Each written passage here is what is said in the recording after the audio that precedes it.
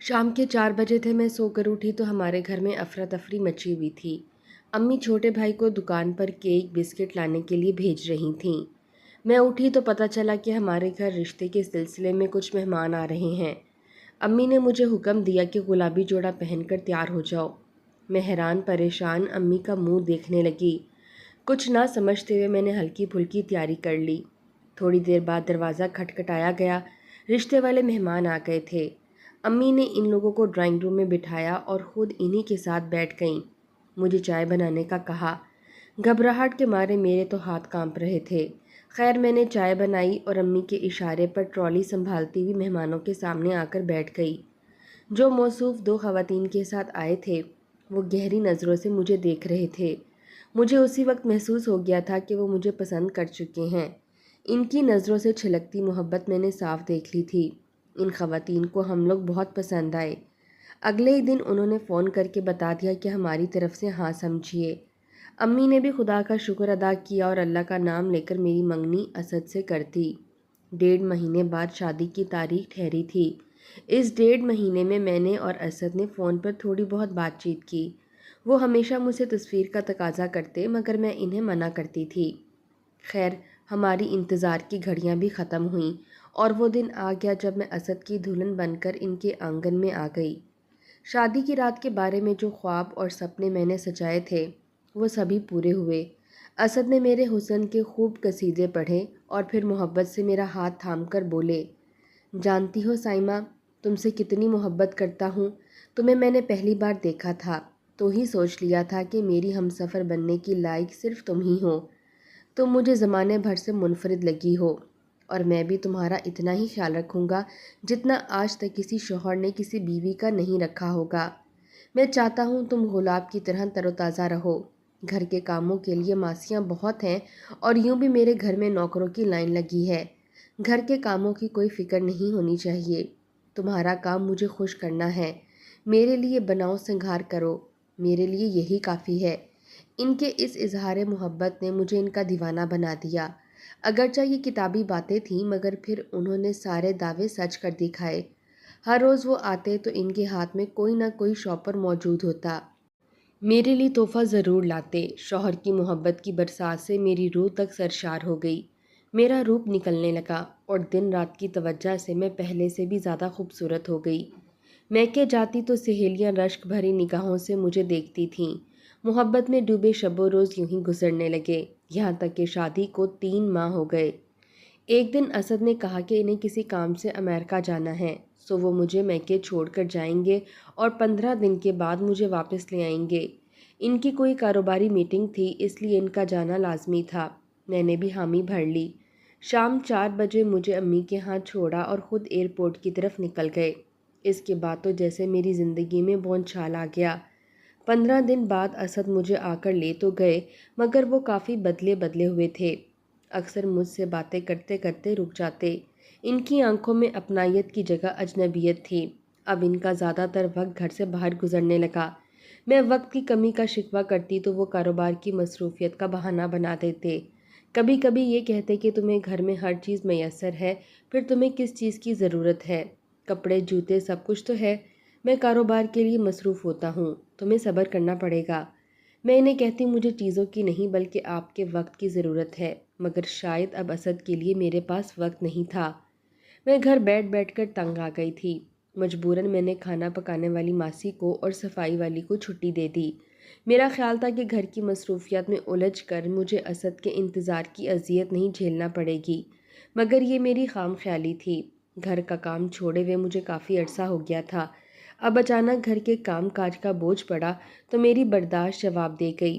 मैंने तंग आकर असद से कहा कि आप घर के काम काज के लिए दोबारा कोई औरत रख लें, क्योंकि मैं घर में इतने ज़्यादा काम नहीं कर सकती।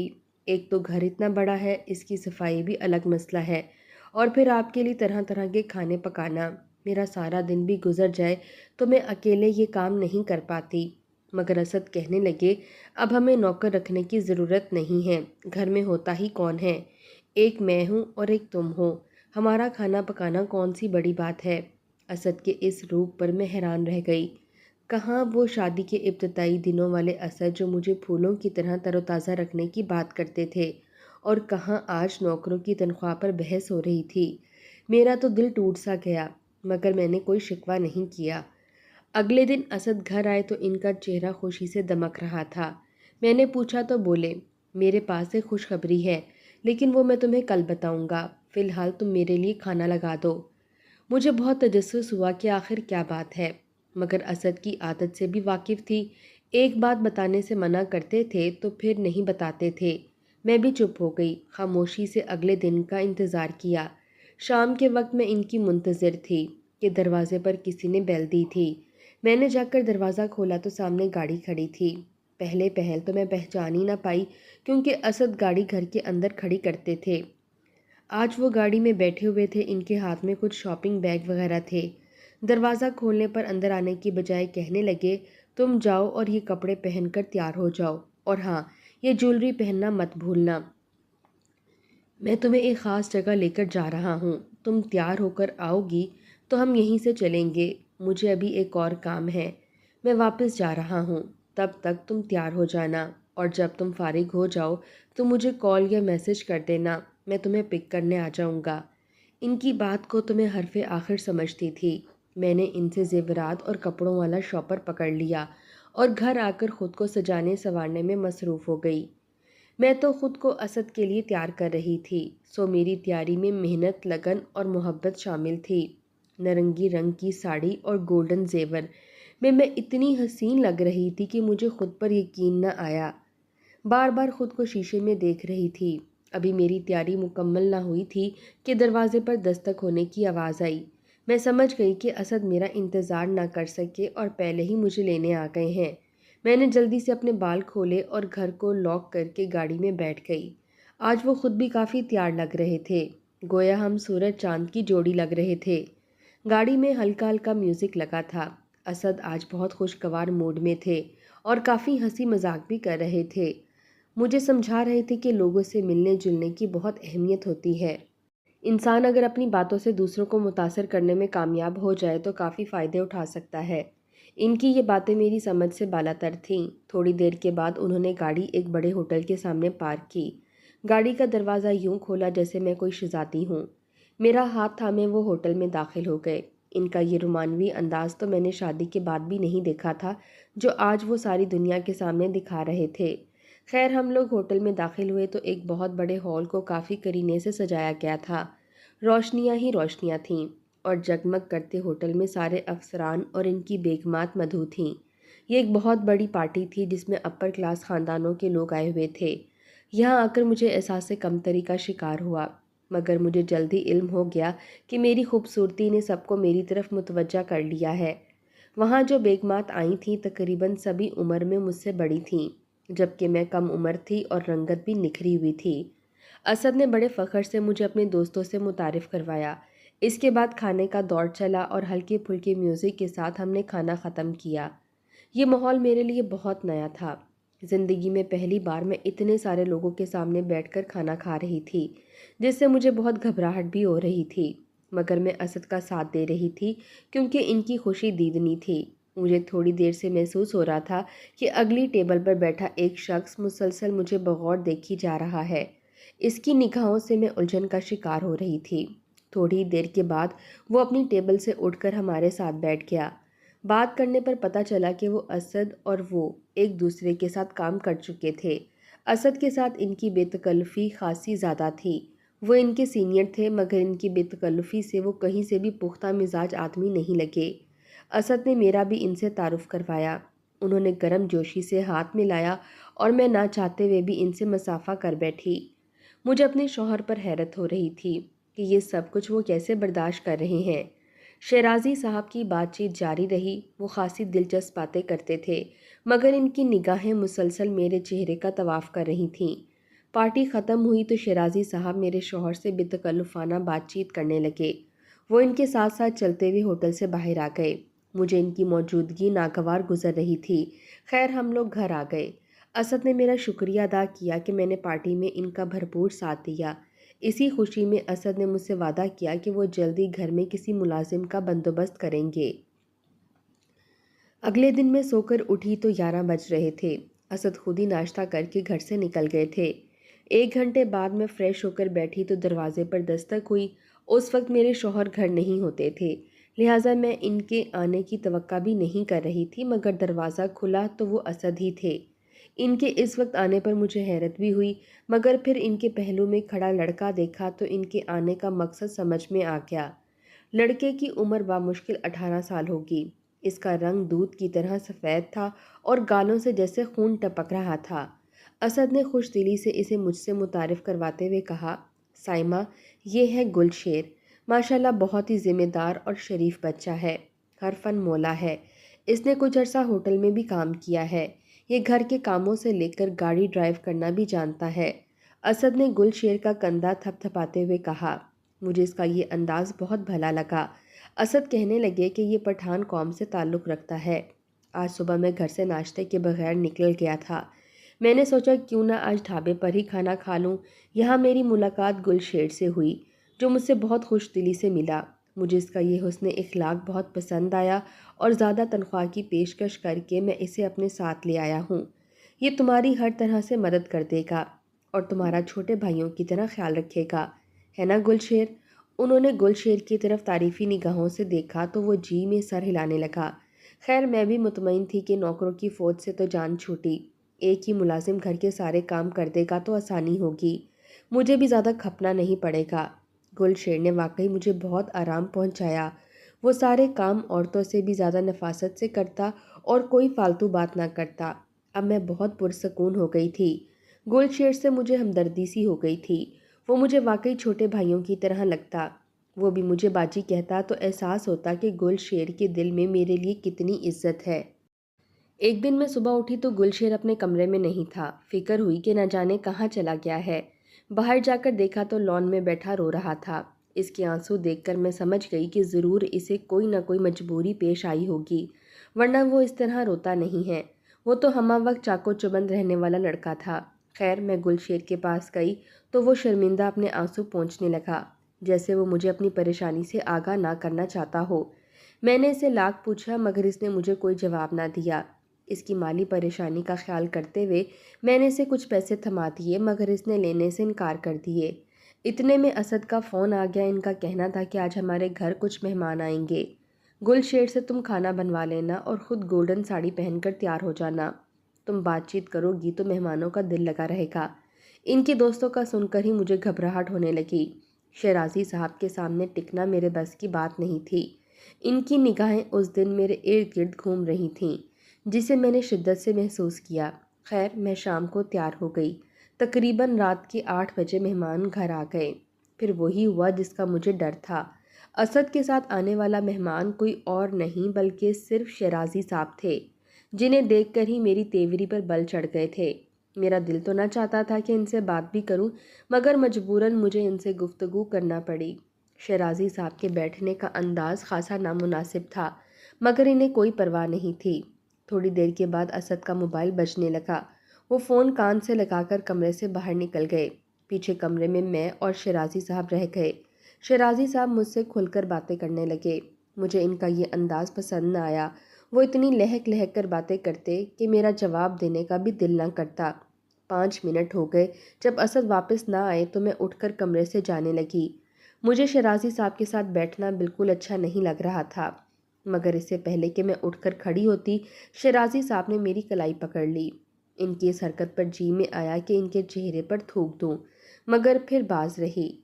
मैंने शाइस्तगी से कहा, शेराजी साहब, यह आप क्या कर रहे हैं? आप मेरे शौहर के दोस्त हैं, इसलिए काबिल इज़्ज़त हैं। अगर आपने ये बदतमीज़ी बंद ना की तो मैं भी बदतहज़ीबी पर उतर आऊँगी। मेरी इस बात पर जैसे इन्हें कोई फ़र्क ही ना पड़ा हो। इत्मीनान से खड़े मुझे घूरते रहे। मैंने हाथ छुड़ाना चाहा तो वो मज़ीद आगे बढ़ने लगे। गुस्से से मेरा चेहरा लाल हो गया। मैंने टेबल पर पड़ा गुलदान उठाया, शेराजी साहब के बिना बालों के सर पर दे मारा। तकलीफ़ से वो चिल्ला उठे। इनकी चीखें सुनकर मेरे शौहर भी कमरे के अंदर आ गए। शेराजी साहब दर्द से बिलबिला रहे थे, जबकि मेरे शौहर का गुस्से से बुरा हाल था। बजाय इसके कि वो शेराजी साहब की क्लास लेते, उन्होंने उल्टा मुझे ही डांटना शुरू कर दिया। कहने लगे, अभी और इसी वक्त इनसे माफ़ी मांगो।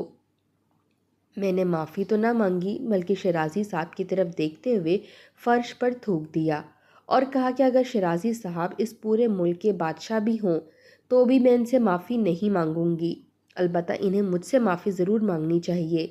میری اس بات پر اسد نے غصے سے مجھے دیکھا اور بولے، اگر تم نے شیرازی صاحب سے معافی نہ مانگی تو میں تمہیں کھڑے کھڑے طلاق دے دوں گا۔ ان کے اس انکشاف پر میں حیران رہ گئی۔ کیا کوئی شخص اپنے دوست کی خاطر اپنی بیوی کو طلاق دے سکتا ہے؟ میں بھی ضد پر اڑ گئی۔ شیرازی صاحب سے معافی مانگنے کا تو سوال ہی پیدا نہیں ہوتا تھا۔ مجھے یوں کھڑا دیکھ کر اسد الٹی گنتی گننے لگے۔ ان کا خیال تھا کہ میں شیرازی صاحب کے پاؤں پڑ جاؤں گی، مگر میں ٹس سے مس نہ ہوئی، اور پھر ایک ہی گنتی میں اسد نے طلاق کے 3 لفظ بول کر مجھے ہمیشہ کے لیے آزاد کر دیا۔ میں پھٹی پھٹی نگاہوں سے انہیں دیکھنے لگی۔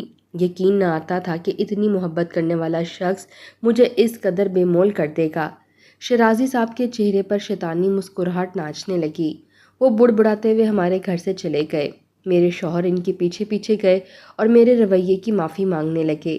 تھوڑی دیر بعد اسد گھر کے اندر واپس آئے تو ان کے چہرے کے تاثرات ایسے تھے جیسے کچھ ہوا ہی نہ ہو، مگر میرے تو دل کی دنیا بدل چکی تھی۔ میں اپنے کمرے میں جا کر پیکنگ شروع کرنے لگی اور اسی وقت گھر سے نکلنے لگی کہ اسد نے مجھے کمرے میں بند کر دیا۔ میں نے دروازہ بجایا مگر انہوں نے نہ کھولا۔ تھوڑی دیر بعد وہ اندر آئے تو بولے، کیا ہوا؟ جب غصے میں نے 3 لفظ کہہ دیے، تو کیا ہمارا برسوں کی محبت 3 لفظوں کی محتاج ہے؟ تمہیں کیا ہو گیا ہے؟ کیوں دیسی لڑکیوں کی طرح بھاؤ کھا رہی ہو؟ جو کچھ ہوا اسے بھول جاؤ، اور خبردار جو گھر سے باہر قدم رکھنے کی جرت کی، میں تمہاری ٹانگیں توڑ دوں گا۔ ویسے بھی دروازے پر تالا ہوگا، تمہیں باہر جانے کی ضرورت بھی نہیں ہے اور اجازت بھی نہیں۔ جب تک میں نہ کہوں تم کہیں نہیں جاؤ گی۔ اس سارے ہنگامے کی خبر یقیناً گل شیر کو بھی ہو چکی تھی۔ کمرے میں پڑے گلدان کی کرچیاں اٹھانے میں نے ہی اسے بلایا تھا۔ اب جب کہ اسد نے مجھے قید کر دیا تھا تو میں گل شیر کے رحم و کرم پر تھی۔ میرے شوہر نے اسے سختی سے سمجھا دیا کہ مجھ سے کوئی بات نہ کرے اور جو ان کا حکم ہو وہ بجا لائے۔ اگلے دن اسد گھر سے چلے گئے۔ ان کی ہدایت کے مطابق مجھے گل شیر کھانا دینے آیا۔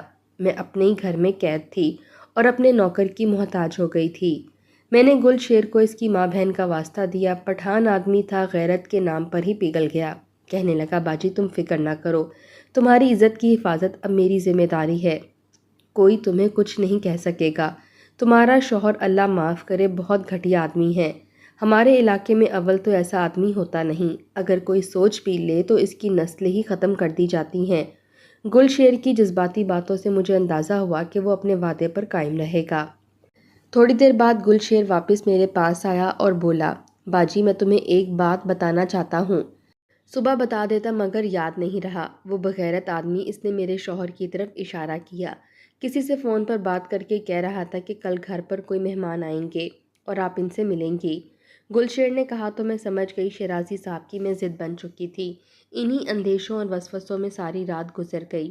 میں نے پوری رات جاگتے ہوئے گزاری، ساری رات اللہ سے اپنی عزت کی حفاظت کی دعا مانگی۔